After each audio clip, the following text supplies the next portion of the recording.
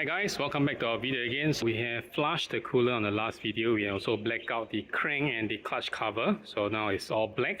All the accessories has arrived, and then now we gotta install them. At the same time, replace the fork oil. Since we need to disassemble the cover again, so we waited for all the accessories to arrive, and then now we fixed it at one go. So we just need to remove this panel once and for all. Why we does that is because there's a lot of screw here. Taking off this panel is a little bit tedious. So let's get started. So first off, we gotta remove all the cover and then make access to the triple clamp, since we gotta remove it anyway. So this also prevent from any scratches and whatnot. And this is the most tedious part because there are really a lot of screw on this bike. Okay, so we managed to disassemble the whole bike, so now we are ready to remove the fork, and we might also need to adjust the handlebar a little bit before we have access to unlock the cap. Okay, so now we gotta jack up the front part so that the weight is not rest on the front wheel and we can remove the front wheel easily. So just need to leave it out a little bit. Your 12mm bolt on the brake caliper. So all we need to do is just to remove this two bolt and then take out the caliper first. So it's together with the speed sensor, so we have to remove the mud guard in order to access to remove the speed sensor. So after you remove the mud guard, you're able to see the speed sensor. After you have removed the mud guard with this one, two, and the third bolt some here, you should be able to see the speed sensor, and then all you need to do is just remove it. Pretty interesting, there's actually a plastic guard that is attached to the fork with this speed sensor. So we shall remove the wheel first in order to make access for that. So first off, we loosen this axle bolt, which is this two Allen key here. This is a 6mm bolt, which is similar to all the bolt on the fork triple clamp. The other day we got stuck because we don't have this very unique socket 18mm for this bolt. So now we have it, and then we gotta loosen out the wheel. Okay, so we loosen out, and then we should be able to take out the front wheel. Okay, so we have also loosened the other end, but it's very hard to pull out. So what we gotta do is we gotta put a 12mm kind of a socket and then uses a mallet to hammer it out, or something like this. Okay, so we have took out the wheels and put it aside, and what we can see is there's two bolts that holds onto this frame, so we gotta take this out before we go up to the fork.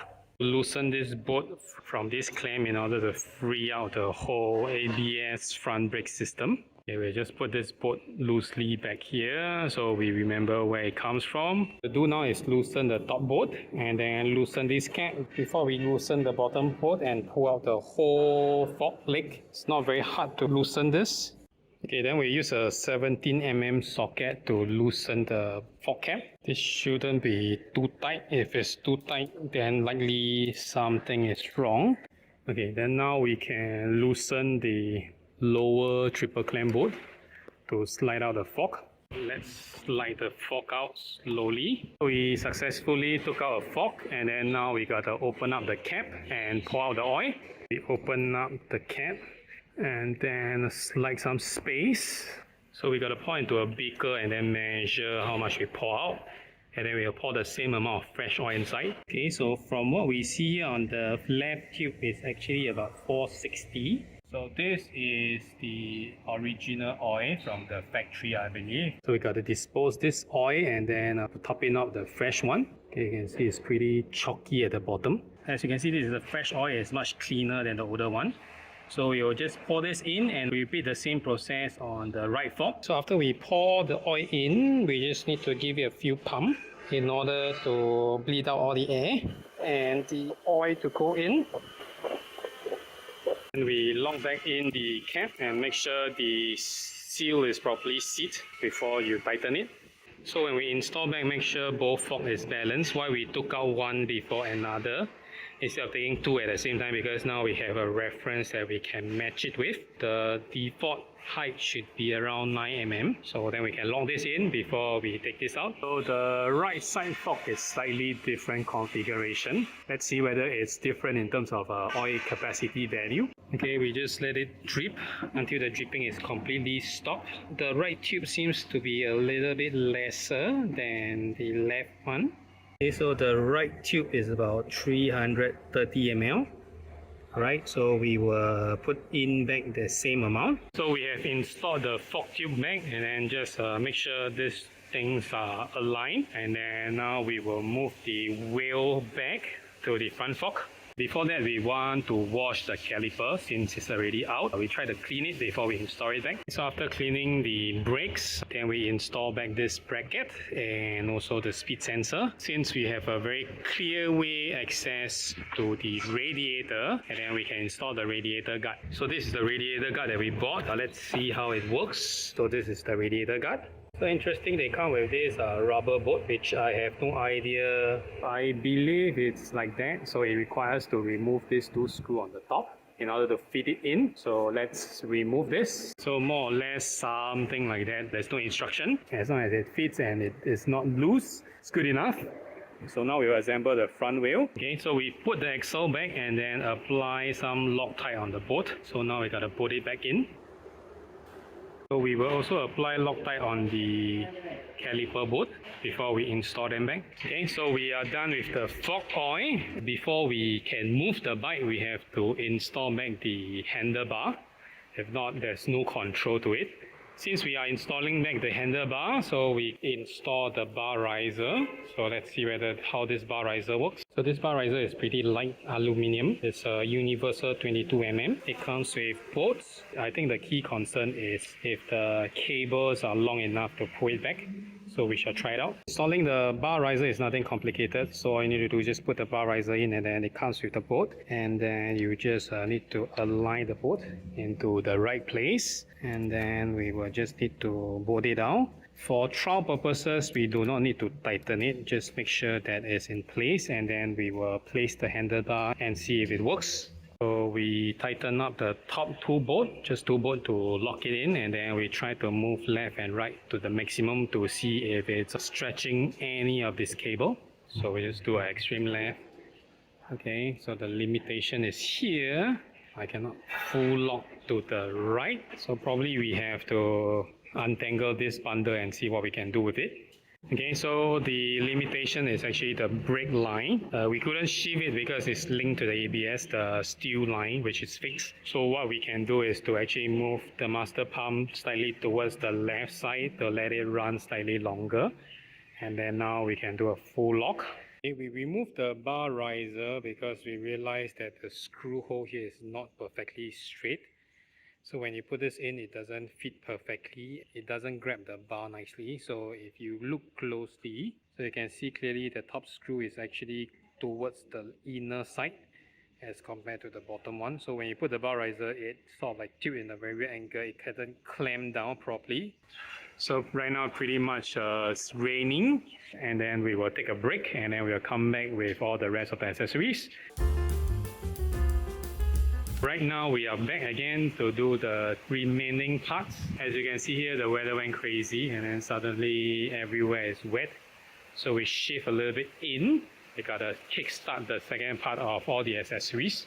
So we came back for our meal, and since our hands are very clean, so right now we gotta paste all this screen protector before we move on to the dirty part and the dusty part. So we brought this screen protector. Comes with all the equipment, the cleaning kit as well, to clean the dust off from the screen. And then it's pretty much like your phone, you just stick on it.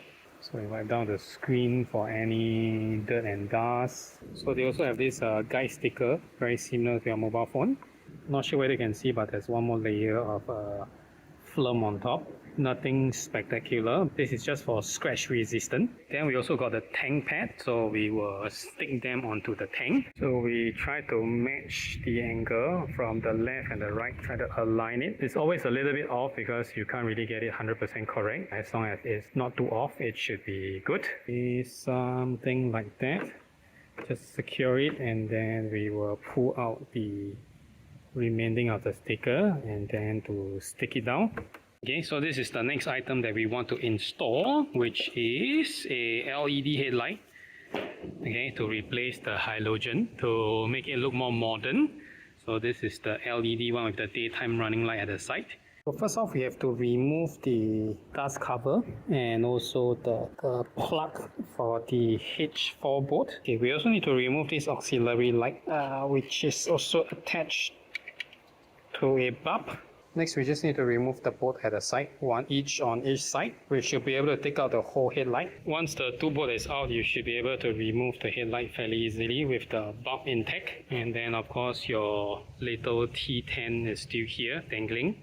Okay, we'll take this opportunity to clean the inner part, you see, which is pretty dirty. It might trap a lot of dust inside, so we just wipe it down before we install the new headlight. Okay, then we remove the H10 bulb to insert into this part where the daytime running light is. And then we just plug the 3-pin plug back to the board. These are really plug and play. Okay, so the daytime running light is working now. We actually need to pull this plug out.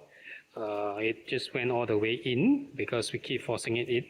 So it's all good. We are ready to install it back. Okay, so we did some basic water insulation before we install the whole headlight back to the unit. So from the left side of the bike, there's actually 2 power cable for your accessories. 4x3 plugs, and then the other end is actually a dummy plug. I thought you could reuse it. We have to buy the 4x3 plug. So what we gotta do, we gotta swap it with the existing plug that we have. So we create our own cable end, and then we gotta plug it into this plug. Okay, so we have successfully created the USB port, and then we put it back into the same place. And the other one, this one that was here initially, so we brought it out here. So in the future, let's say you want to install a fog light, we don't need to take out the front panel again. So we can access it from the bottom. And then so now what we gotta do, we gotta install this Power Bronze windshield and also a parrot bar. Parrot bar should go on first and then followed by the windshield, and then we put it in. Okay, it should be something like this, and then we'll tap it over. Okay, so after an hour of fiddling, we finally managed to get it up. So it requires some new washer and rubber booting in order to fit in. So what we want to do right now is to tighten everything. Then we are good to go on to the next stage, which is to fix back the other part of the fairings. So in order to fit in the lower crash bar, we need to remove this bolt. It's pretty tough. So we need to use some leverage here to speed it out. And it's also in the way with the coolant hose. Plus the tube is in the way and the screw is pretty long. And it's another weird size again, it's 15. So what we need to do is we need to drain the coolant. And then after the coolant is drained, then we're gonna remove the tube to make way for us to drill in the bolt. So after some forcing and a lot of combination tools and also a lot of extra washer, we managed to fit it in. And then we will top up the coolant again. Before that, we're gonna fit the other side and see how it works. Okay, so after a night of struggling, we didn't manage to set up the crash bar because the fitting or the drill holes are not perfectly aligned. So the alignment here is quite off by 3 cm. You see that gap there. So probably we come up with an alternate solution to solve it. So after contacting the seller on this crash bar, there's actually a few missing hardware. So you need some spacer here. And then you need another same equal length spacer here. You need a 5mm spacer for both of these. Okay, so after some fiddling, we managed to install the crash bar on top of the extra spacer that we need to source for the bottom crash bar. So here we actually need to use a M6 4cm kind of bolt to hold it because of that gap. So this is the consequences of getting a non-branded AliExpress crash bar. So you need to do some retrofitting.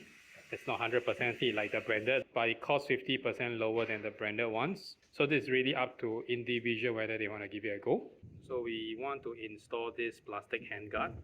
So it's nothing to do with crash protection. It's purely wind and rain protection. We are now in this situation where this is stuck, this is frozen. So we spray some lubricant in and let it soak for a few days and see how it goes. Okay, so we got a stuck bolt here on the both bar ends. So what we did, first we tried heating it and then we impact it with a mallet, but it didn't come out. We stripped the bolt. So what we did was we drill down the drill bit. Then we can insert this extractor in, spinning it counterclockwise. That's how it works. And then we can spin it out. In order to put in the handguard, we need to loosen the mirror by spinning it out. Okay, so there's two nuts. The one is 14, one is slightly 17. So all you need to do is just to loosen the top one. Then you can spin the mirror freely out without removing the base. And then what we need to do is just to cup this over and then stack in back the bar end. And we put the cover on top of the bar end. Then we just screw in back the mirror and using this bolt to press on the holder to keep it in place. And then we just tighten the mirror and also this bolt here. And then we are good to do it on the next one. So alright guys, this will be the end for this video. We hope to see you on the next video again. Thank you for watching. See you. Bye bye.